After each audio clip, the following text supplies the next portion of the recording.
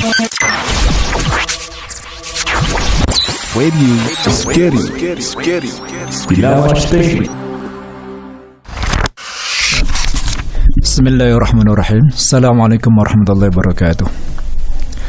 Masih bersama saya dengan Abdul Mujib untuk membahas pertanyaan yang masuk hari ini, yaitu bagaimana hukum menjamak sholat Jumat dengan sholat asar.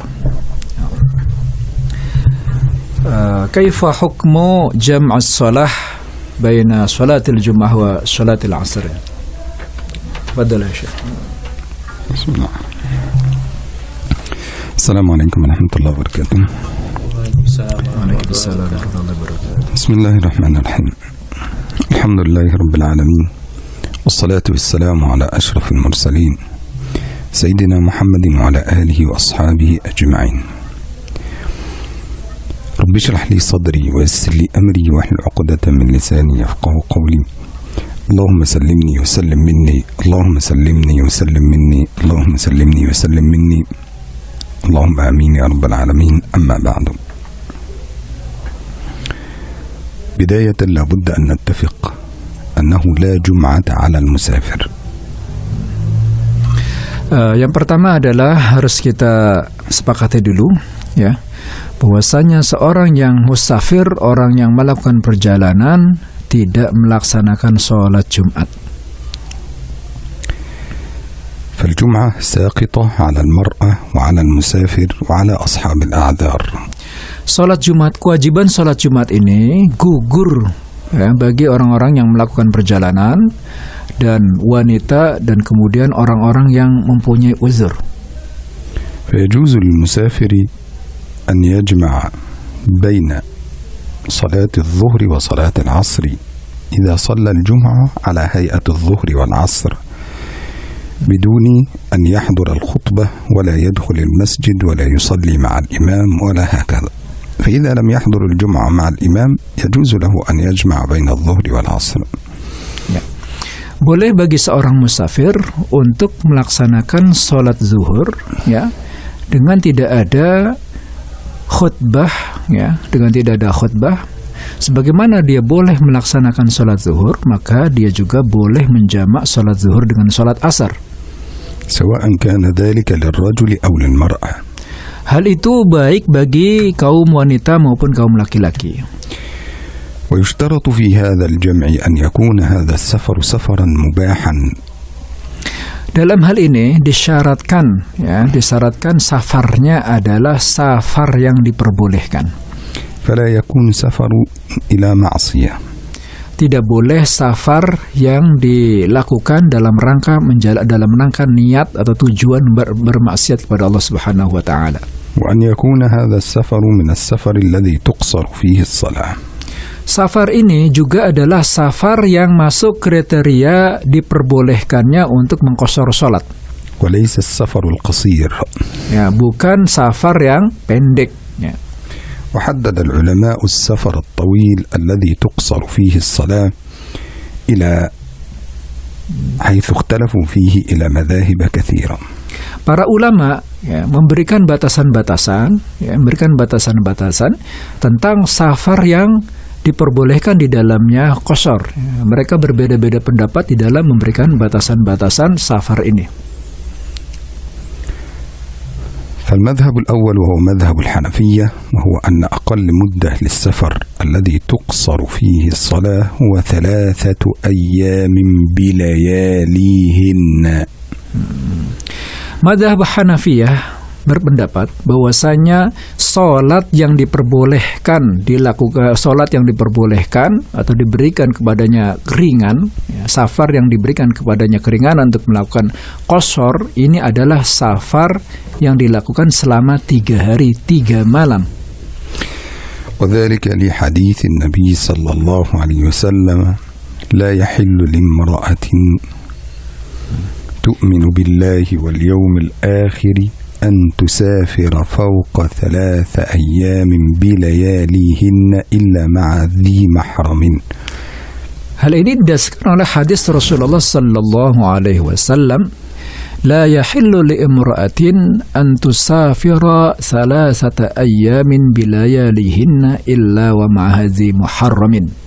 Tidak boleh bagi seorang wanita untuk melakukan perjalanan selama 3 hari dan 3 malam kecuali ia disertai dengan mahramnya. فلو كان السفر عندهم أقل من 3 أيام بلياليهن فلا تقصر فيه الصلاة. Ya.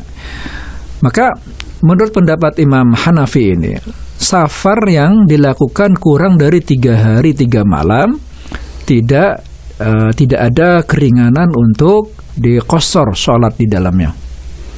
بل وجب عليه أن يتم الصلاة. Tetapi dia harus menyempurnakan sholatnya.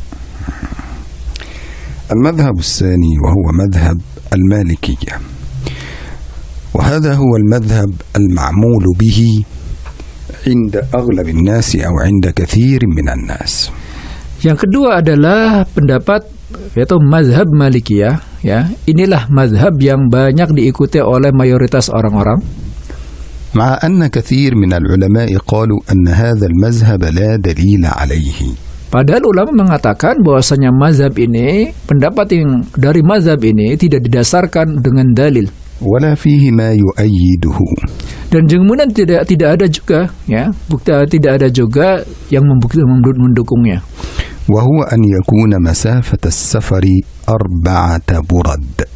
Yaitu perjalanan, ya, perjalanannya itu adalah 4 burud, ya. Perjalanan diperbolehkannya untuk mengqasar salat itu adalah 4 burud. والبرود 4 فراسخ. Ya, sedangkan burud itu sama dengan 4 farsakh.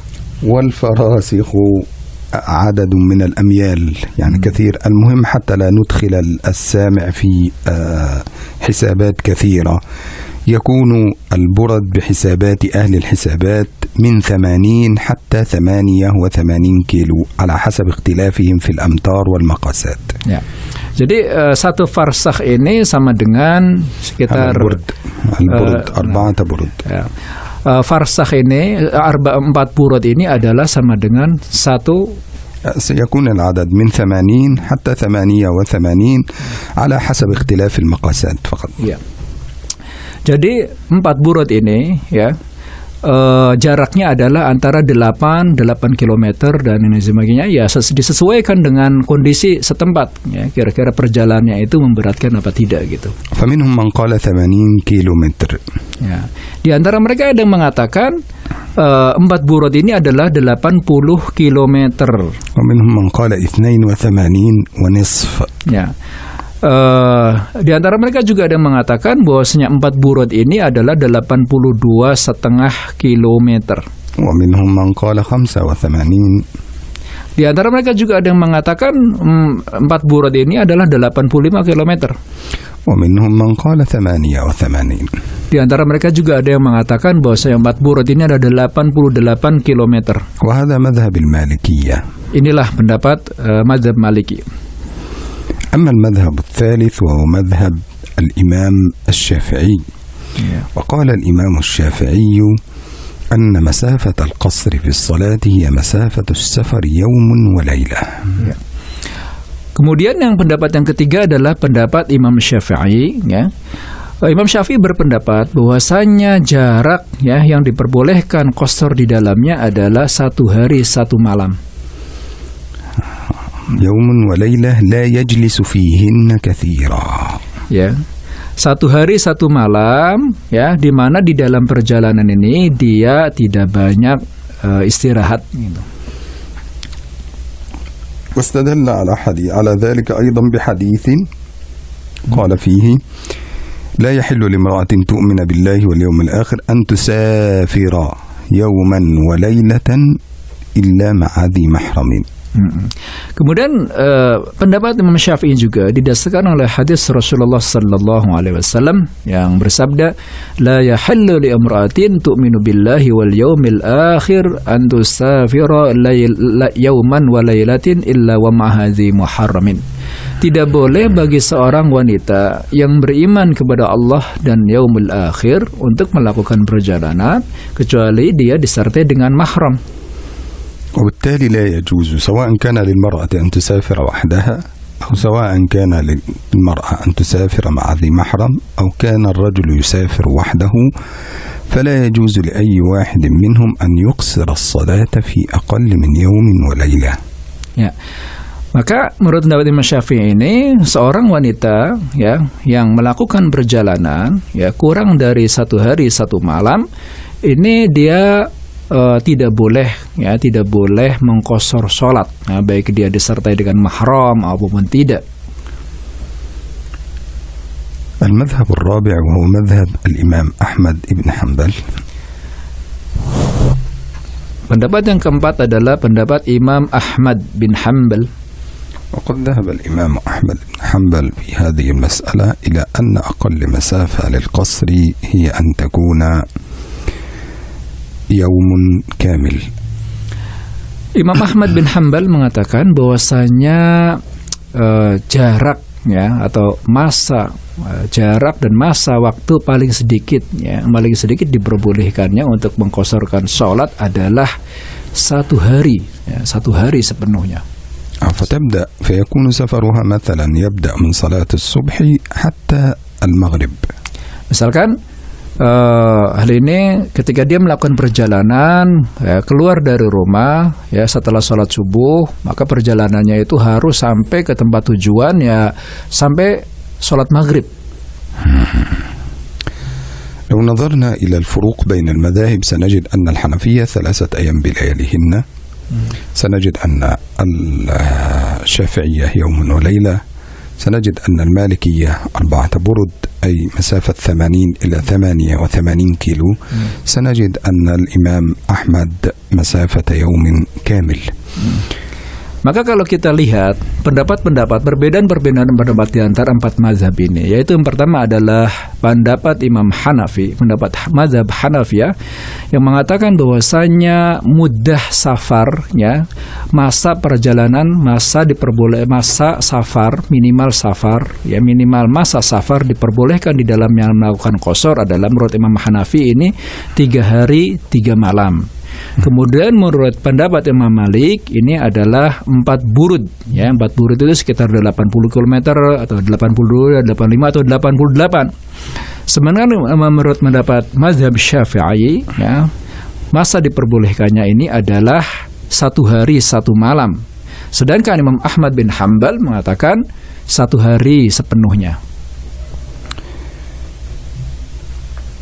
ما هذا الكلام؟ عندنا مذهب آخر، هل هذا الكلام ينطبق على أهل إندونيسيا أو لا ينطبق عليهم؟ Ya, baik kita lihat perbedaan-perbedaan 4 mazhab ini. Apakah perbedaan-perbedaan 4 mazhab ini bagaimana yang sesuai dengan kondisi masyarakat kita di Indonesia? الحقيقة أن الطرقات في إندونيسيا صعبة جدا. Hal ini kita lihat ya, perjalanan di Indonesia, safar di Indonesia ini tidak seperti safar di Arab. Ya, di Indonesia itu perjalanan susah sekali. ولو طبقنا هذه المذاهب سيكون هناك مشقة كبيرة على الناس. Ya, kalau kita letakkan ya, kalau kita pakai ya, kalau kita praktekkan pendapat 4 mazhab ini ya di masyarakat kita ya, maka kita akan mendapatkan banyak kesulitan. فهنا ينطبق مذهب عبد الله بن عمر في هذه المسألة. Oleh karena itu dalam hal ini yang paling pas ya, yang paling pantas, yang paling sesuai dengan di Indonesia adalah mazhabnya Abdullah bin Umar. فمذهب عبد الله بن عمر هو 3 فراسخ. Pendapat Abdullah bin Umar ini adalah di berapa 3 farsakh ya. والفرسخ 3 أميال. Sedangkan farsakh itu adalah 3 mil. والميل 2 كيلو. Dan mil itu 1 mil itu sama dengan 2 kilometer. 650 meter. 2 kilometer 2 kilometer ya, dan sekitar 2,5 kilometer. 2,6 kilometer ya 1 mil itu. فلو ضربنا هذا في هذا فيكون المجموع ممكن 20 kilometer. Ya. Jadi kalau kita kalau kita konversikan ke dalam kilometer, ya, menurut pendapatnya Abdullah bin Umar ini sama dengan 20 kilometer ini. فبالتالي من يذهب من هنا إلى صولو يجوز له أن يقصر الصلاة. Oleh karena itu, ya, orang yang pergi misalkan ya dari Karangpandan, ya, dari Pakel Gerdu ini, dari Pondok Syikarima menuju ke Solo, maka diperbolehkan untuk mengqasar salat. كذلك نأخذ بمذهب عبد الله بن عباس. Kemudian juga pendapat Abdullah bin Abbas الذي قال أن أقل مدة للسفر تتعين على حسب مشقة الناس في السفر. Yang dimana beliau mengatakan bahwasanya muddah, ya, masa paling sedikit dalam safar yang diperbolehkan di dalamnya untuk qasar adalah disesuaikan dengan tingkat kesulitan, ya, tingkat kesulitan setempat. وعلى حسب صعوبة الطريق ومشقته. Ya, disesuaikan dengan kondisi ringan dan beratnya medan perjalanan. لأن الأصل في التخفيف للسفر Ya. أو لإباحة قصر الصلاة في السفر هي المشقة. Ya, karena sebenarnya, ya, dasar pijakan diperbolehkannya untuk mengqasar sholat atau untuk menjamak sholat adalah tingkat kesulitan di dalam melakukan safar itu. وأن الحكم يدور مع علته وجودا وعدما. Dan karena hukum itu disesuaikan dengan adanya ilatnya, adanya sebab. Ya, kalau ada sebab maka ada hukum. Kalau tidak ada sebab maka tidak ada hukum. فإذا وجدت المشقة في السفر وجد الحكم وهو التخفيف وقصر الصلاة سواء كان ذلك السفر عنده طويل أو قصير. Ya. Maka apabila terdapat kesulitan dalam sebuah safar, ya, ada kesulitan dalam sebuah safar, maka ada hukum dalam hal ini, yaitu hukum apa? Hukum diperbolehkannya untuk mengqasar sholat. Baik itu perjalanan itu jauh maupun dekat, ya, disesuaikan, dilihat dengan ada tidaknya kesulitan di dalam safar tersebut. Kalau ada kesulitan, maka diperbolehkan untuk melakukan qasar di dalam sholat tersebut, dalam safar tersebut. فليس الذي يعني في بعض البلدان أنت يمكن أن تسافر 500 كيلو بدون مشقة في السفر فتقطع هذه المسافة في ساعتين ونصف.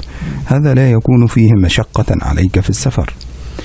وفي بعض البلاد تقطع 30 كيلو في ساعتين لأن هذا يكون فيه مشقة كبيرة في السفر ولصعوبة الطريق ولعورته وكذلك صعود الجبال ليس كمثل المشي في الوديان.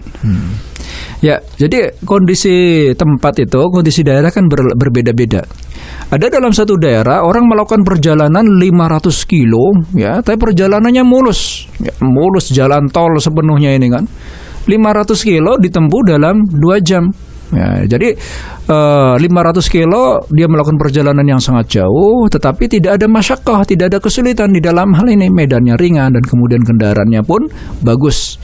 Sedangkan di Indonesia ada orang melakukan perjalanan 30 kilo saja, 30 kilometer. Nah, itu kondisi medannya sangat berat, ya, jalannya naik turun, ya, kemudian belum lagi macet, gitu kan. طيب فإذا كان هذا السفر يوم الجمعة فإما أن يصليها الإنسان ظهرا وإما أن يصليها جمعة مع الإمام. فإن صلاها ظهرا جاز له أن يجمع العصر وهذا باتفاق الفقهاء. جاز له أن يجمع معه العصر لكن بشرط ألا يصلي مع الإمام. Ya. Oleh karena itu dengan kondisi seperti ini seseorang boleh mau melaksanakan sholat Jumat dengan imam ataupun dia melaksanakan sholat zuhur. Apabila dia melaksanakan sholat zuhur, maka dia bisa menjamaknya dengan sholat asar, dengan syarat dia tidak boleh makmum dengan seorang imam. أما إن صلى الجمعة مع الإمام ثم أراد أن يجمع معها العصر فهذا فيه خلاف عند الفقهاء على مذهبين. Ya. Adapun orang yang seorang musafir, ya, sebenarnya dia boleh untuk mengqasar sholat, ya, mengqasar sholat atau menjamak sholat, tetapi kemudian dia melaksanakan sholat Jumat. kemudian dia berniat untuk menjamaknya dengan sholat asar, ya, maka dalam hal ini ada pendapat dua mazhab. المذهب الأول وهو مذهب الحنابلة. Pendapat yang pertama adalah pendapat Hambali, Imam Hambali. وقالوا لا يجوز الجمع بين الجمعة والظهر. Pendapat Imam Ibnu Hambal mengatakan tidak boleh menjamak antara Jumat dengan sholat asar. ودليلهم على ذلك أنه لم يرد دليل عن النبي صلى الله عليه وسلم بأنه جمع الجمعة مع العصر. Dalilnya adalah karena belum ada dalil dari Rasulullah Sallallahu Alaihi Wasallam bahwasanya beliau menjamak antara sholat Jumat dengan sholat asar.